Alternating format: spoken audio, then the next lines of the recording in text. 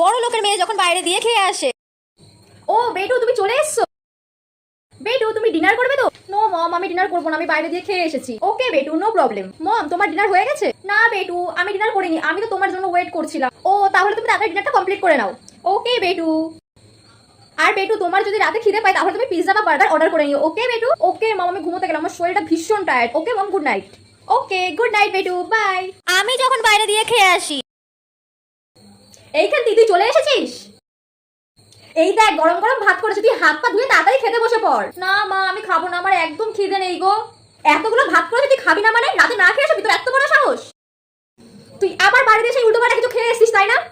ওই পিঙ্কি বলেছিল একটু ফুচকা খেতে, তাই একটু ফুচকাই খেয়েছি, আর কিছু খাইনি মা। তুই তো ওইসবই খাবি।